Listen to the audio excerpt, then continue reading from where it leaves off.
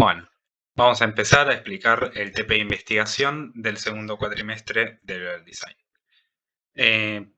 Para este TP de investigación elegí como juego en el que voy a cambiar las cosas y mejorarlo el Neon Score, que es un proyecto personal con estilo 3D, Cyberpunk, donde el jugador controla un auto con poca fricción que derrapa fácilmente. La idea es matar y agarrar la mayor cantidad de objetos posibles para conseguir un puntaje alto. Con un tiempo máximo de 5 minutos. Como experiencia general, lo que estoy buscando es una experiencia corta pero intensa, por eso los 5 minutos que están limitados, para que el jugador sienta adrenalina y desafío. Lo más cercano posible a un roguelike en ese sentido, un bullet hell. Eh, Después, sé que la consigna pide que usemos nada más 2 juegos de referencia, pero yo voy a usar 4 y tengo una razón por la cual lo voy a hacer. Estos 4 juegos son Enter the Gungeon, Nex Machina, Geometry Wars y Absolute Drift. Cada uno por una cosa distinta los elegí. Enter the Gungeon lo elegí porque es un juego que conozco mucho, es un juego que sé que es muy frenético, sé que es grande, variado y que está muy bueno. De acá tengo para analizar bastante y para sacar posibles ideas para mi juego. El Nex Machina, por el contrario, es un roguelike que es casual, de partidas cortas, pero siento que puede llegar a ser en ciertos momentos más intenso que el Enter the Gungeon. A diferencia del anterior, no tiene tanta variedad en las mejoras power-ups y los niveles son fijos, o sea, vos si jugás una partida y en la siguiente volvés a jugar, siempre va a ser igual el mapa. El Geometry Wars lo elegí porque es un juego bastante similar al mío, tanto en la estética como en el mapa, que es cuadrado y fijo, y también es chico. Entonces siento como que de ahí se puede sacar bastantes ideas de cómo plantear los enemigos que pueden estar, o nada, el nivel en general que me pueda ayudar por ese lado. Y el Absolute Drift es un juego que me di cuenta de que se mueve muy similar al mío. El auto también resbala mucho. Es un juego pausado como el mío en este momento. Y lo que quiero rescatar de ahí es más que nada el buen manejo de la cámara. Porque tiene un par de cositas, como por ejemplo que la cámara se adelanta un poco a la posición del jugador para brindar más visión, que en un juego donde llegás a tener una velocidad alta y un control no tan bueno, es mejor tener más visión de dónde está yendo. Entonces, con todo esto dicho, el proyecto que voy a elegir de referencia para analizar es el Enter the Gungeon. Y lo hago por varias razones. La principal es porque es un juego que conozco mucho al haber hecho el trabajo de investigación del primer cuatrimestre de Enter the Gungeon. Entonces ya tengo una visión general que me permite saber dónde buscar lo que necesito y dónde no. Bueno, para el paso 2 grabé el gameplay que estoy usando de base. Es un gameplay de 17 minutos aproximadamente, en donde paso por el piso 3 y 4 y un poco del 5, y me voy a centrar específicamente en la pelea del jefe del piso 4. Esta pelea en específico la elegí porque al ser un jefe de una etapa tan tardía, es un jefe complejo.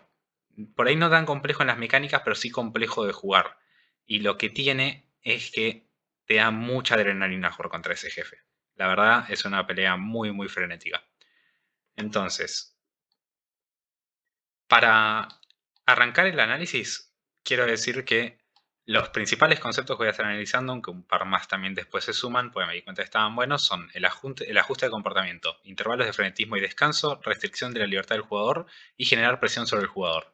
Estos 4 conceptos se van a ver a lo largo de toda la pelea y vamos a ir viendo las diferencias, similitudes y cómo lo aplican en cada uno de los patrones. Para poder hacer más didáctica la visión y abstraerlo a algo más simple, realicé estos bocetos bastante sencillos para poder ver los distintos patrones que presenta el jefe. El primer patrón, como podemos ver tanto en la imagen como en el boceto, el jefe se queda anclado en el medio, genera distintas balas, tanto negras como más rojas, para hacer que el jugador se quede sí o sí en esta zona y tenga que ir esquivando. Tanto de forma lateral, porque se va moviendo, como de forma frontal, porque cada cierta cantidad de tiempo el jefe salta e impulsa estas balas para adelante. En el segundo patrón, el jefe sigue estando en el medio, se alejan un poco entre sí, porque el jefe está compuesto de 4 partes, y empieza a dar vueltas a medida que va saltando también. Y cada vez que choca contra el piso, dispara balas. Cada uno de los 4 disparan balas para todos lados, lo que hace que sea un poco más errático y menos predecible. Es predecible el movimiento del jefe, pero no es predecible el movimiento de las balas, pues son movimientos en diagonal por lo general, lo que confunde un poco. Y como anteúltimo, tenemos que más o menos se mantiene de la misma forma que el anterior, un poco más juntos, y va saltando por todo el mapa siguiendo al jugador. No es tan veloz, así que te da tiempo para reaccionar y esquivar, pero si te sentís perseguido y al tirar también balas por todos lados con cada salto, genera que sea complicado no ser golpeado. Y como último tenemos la etapa final, donde si matamos a 3 de las 4 partes del jefe, la última se potencia y entra en lo que yo llamo modo Berserk. En este modo Berserk te sigue como en el tercer patrón, pero lo hace de una forma mucho más agresiva y continua. Nunca para de seguirte y los saltos son más rápidos y más precisos. Y cuando cae, genera este patrón específico de disparos que hace que nada, la única opción para el jugador sea saltar hacia el jefe, no alejándose de él. Pues si vos corres para afuera, sí o sí te van a alcanzar. A no ser que sea una punta del mapa al otro, en donde se llevan a dispersar lo suficiente las balas como para pasar por el medio, no tenés otra opción más que acercarte al jefe. Bueno, estos 3 patrones del principio se repiten continuamente hasta que llegues a la etapa final y después lo derrotes o mueras en su defecto. Cada uno de estos aplica de forma distinta estos conceptos que habíamos hablado. Acá es donde explico en específico, donde hay un pequeño resumen de lo que hace cada uno de los patrones y todos los conceptos aplicados los explico uno por uno. Como podemos ver, yo antes había comentado que 4 conceptos eran los que vamos a tratar, pero que se sumaban un par más a medida que iba avanzando. Bueno, los que se suman son la variedad del combate y los estímulos visuales y auditivos, porque las dos cosas son vitales para tener un juego frenético pero funcional. Pues si vos mantenés todo el tiempo el mismo estilo sin ninguna variedad, por más cantidad de cosas que pongas, por más cantidad de estímulos o ajuste de comportamiento, lo que quieras, si es tan repetitivo en un punto el jugador se satura de esa mecánica o de esa situación y deja de prestar atención, que no es lo que queremos. Y también los estímulos visuales y auditivos son fundamentales en este tipo de juegos porque de hecho es lo que te hace sentir tan acorralado o tan en una situación peligrosa que te desata la adrenalina que a su vez desata el frenetismo. Bueno, una vez que ya expliqué parte por parte cómo cada uno de los conceptos se aplican, hice un resumen de esto que es mucho más yendo al grano, para poder después comparar. Este resumen lo hice más que nada porque es más fácil, si vos querés ver algo de la comparación, verlo acá arriba donde está directo al grano que verlo acá arriba donde está más explayado. Pero esta información explayada también sirve porque tenemos, valga la redundancia, tenemos más información sobre cada uno de los temas de los que estoy hablando. O más que más información, hay veces que hay más de un ejemplo. Después la comparación es bastante simple, yo lo hice por cada uno de los conceptos y en cada uno de los conceptos puse cada uno de los patrones para comparar y a partir de esto llegamos a la síntesis, en donde agarro también cada uno de los conceptos y hago como una pequeña reflexión de qué es lo que hay que buscar en cada uno de estos conceptos para lograr. Y a partir de esto genero lo que tiene que tener mi nivel para que para que vaya con la experiencia que queremos lograr que tenga el jugador. En donde yo hago, esto ya por ahí es más una decisión personal, yo hago mucho hincapié en los estímulos visuales y auditivos. Yo creo que intervalo de descanso ya dijimos que era primordial, control de la libertad también funciona mucho como game designer, level designer en realidad, para poder controlar qué puede hacer o no el jugador y a su vez poder predecir más qué movimientos o decisiones va a tomar, que esto también viene de la mano con el ajuste de comportamiento. Porque si vos le ajustaste el comportamiento del jugador y encima después le limitás la libertad, es muy probable que vos como desarrollador entiendas qué es lo que va a querer hacer el jugador. O al revés, vos como desarrollador le limitás la libertad y le pones algo que él ya intuitivamente va a saber qué hacer porque anteriormente se lo explicaste ajustando el comportamiento. Me fui un poco del tema, pero lo que quería decir es que los estímulos visuales y auditivos es lo que hacen a un juego frenético. Si vamos a cualquier ejemplo que se nos ocurra un juego frenético, de los que tenemos arriba, el Geometry Wars, la cantidad de partículas, colores y movimiento que presenta es impresionante, que es lo que te hace sentirte tan extasiado al jugarlo. En el Enter the Gungeon, como buen Bullet Hell, está lleno de balas, enemigos y cosas por todos lados que te ponen en peligro constante. Si vamos, qué sé yo, cualquier roguelike en general, que son juegos conocidos por ser frenéticos, en su mayoría, aunque hay algunos que por ahí no tanto, tienen lo mismo, son muchos enemigos en pantalla, muchas balas en pantalla, o también tenés muchos power-ups, muchas mejoras. Meterle estímulos, que los estímulos pueden ser no solo visuales y auditivos, sino que también pueden llegar a ser recompensas, ayuda. Y a veces que también puede ser penalizar al jugador. Cuando el jugador recibe daño, que tenga estímulos visuales y auditivos sobre eso, también no solo ayuda a que el jugador pueda entender más fácilmente que recibió daño, sino que te genera más adrenalina todavía. La verdad, esta es como la quinta vez que estoy grabando este video, porque siempre pasa lo mismo que llego a algún punto donde me trabo, no sé muy bien qué explicar, porque me pongo un poco nervioso. Pero bueno, vamos a seguir.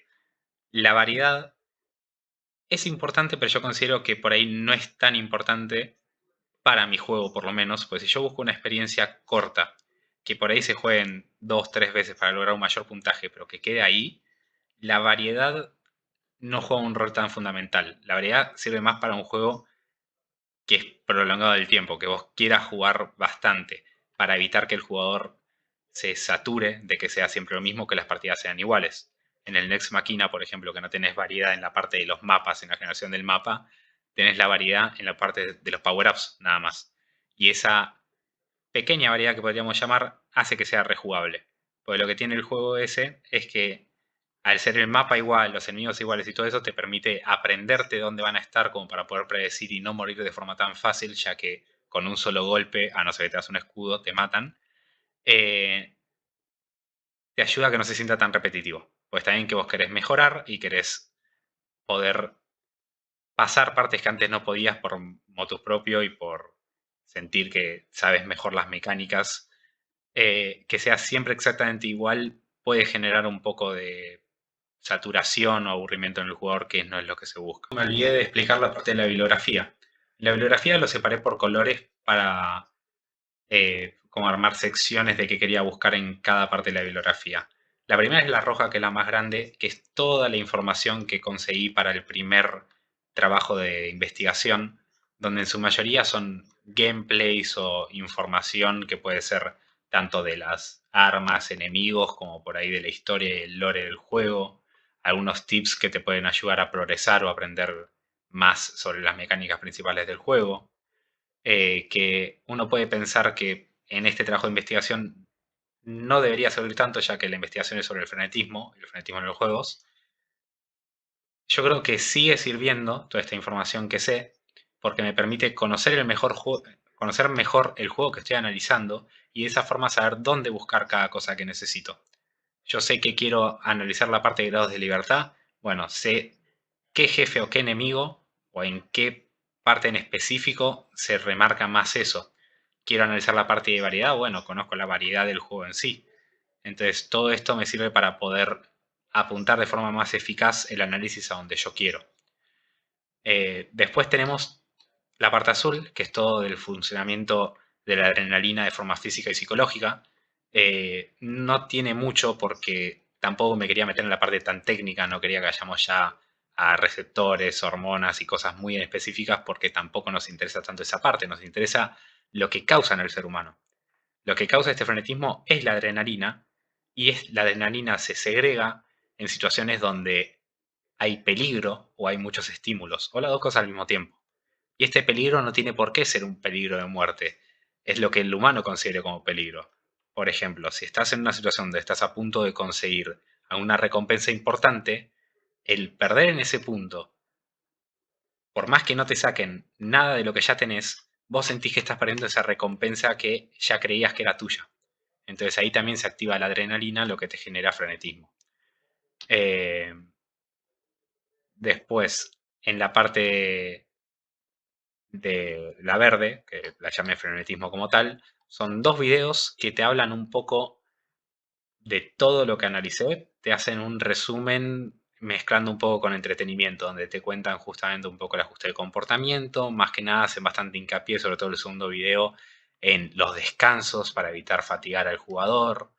Te cuentan todo esto de la parte de los estímulos, que es necesario que tengas estímulos por todos lados, que la banda sonora es muy importante, que necesitas que hayan colores vibrantes, todo por ese lado.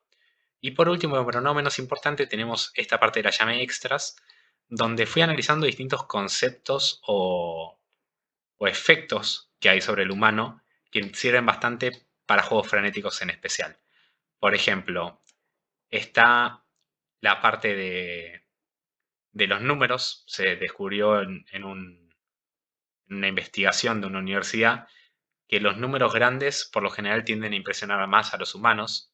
Entonces, esa es la principal, no sé si la principal, pero es una buena razón por la cual muchos juegos optan por ir aumentando los números a niveles ya que no se pueden ver. ¿Cuántas veces he visto un juego de celular, un idle, donde llegas a números por 10 a la 25, por 10 a la 26, donde ya realmente no tiene ningún sentido, pero a vos como ser humano ver un número que va incrementando y que a su vez no es un número redondo, no es 1 seguido de 10 ceros, sino que son todos números que van cambiando, te genera una sensación agradable. Aparte de eso, también se hace mucho en videojuegos por la parte que es más fácil de manejar. Es más fácil manejar porcentajes y crecimiento con números más grandes que con números más chicos. Después, aparte de esto, tenemos el video de... no recuerdo cómo se llama, pero creo que era algo como Game Devs Toolkit, algo así era, que es bastante conocido, donde te ayuda a saber cómo mantener enganchado al jugador, cómo evitar que se fatigue o que se aburra, cómo ir haciendo variedad en el juego. Tenemos los feedback loops, que yo me quería centrar más en específico en los loops más rápidos, donde es importante darle feedback positivo o negativo, también puede ser rápidamente al jugador. En este caso, en este video, no explican solo eso, van más que nada por los loops positivos y negativos, qué pros y qué contras tienen y cómo actúan, pero siento que sigue sirviendo. Tenemos un video de la parte de Call of Duty que es bastante para promocionar los esports, pero sirve para darnos a entender la cantidad de estímulos que le entra al cerebro en uno de estos tipos de juegos. La cantidad de sonidos, imágenes, cosas a las que hay que estar atento para poder tomar las decisiones correctas. Y cómo sobrepasarte de la información puede generar que no tomes las decisiones correctas, que a veces es lo que puede buscar un desarrollador. Puede ser que vos en algún momento busques abrumar al jugador para que pierda a propósito. Pasa en algunos juegos, se me ocurre ahora, creo que era el Budokai Tenkaichi 2, que al principio apenas arrancás, o puede ser también el Elden Ring, ahora que pienso, que el primer jefe que te ponen no es para que vos lo ganes. Entonces te ponen un jefe que es bastante complicado, con patrones de movimientos erráticos, bastante movimiento, como para que sí o sí pierdas. Eh, bueno, y también tenemos acá, bueno, acá está el foro de Reddit sobre los números largos que estaba comentando antes. Básicamente fui sacando un poco de todos lados y lo que creí que era necesario como para poder aplicar en el análisis, en esta parte de extras, mucho fui buscando por lo que yo creía o por lo que yo me acordaba, como de los números que yo lo conocía de chico, que lo había visto en un video y dije, che, esto puede servir y lo busqué. Así que nada, yo creo que el análisis está bastante completo, a mi parecer. Lo que sí me gustaría es agregar, aunque sea pequeños análisis sobre los demás juegos, sobre todo sobre el Absolute Drift para la parte del movimiento y principalmente la cámara, pues siento que puedo enriquecer de esa parte para poder hacer un mejor nivel.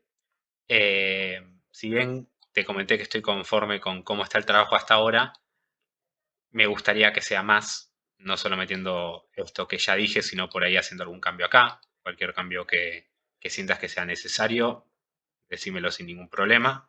Voy a hacer lo mejor posible para que esté mejor.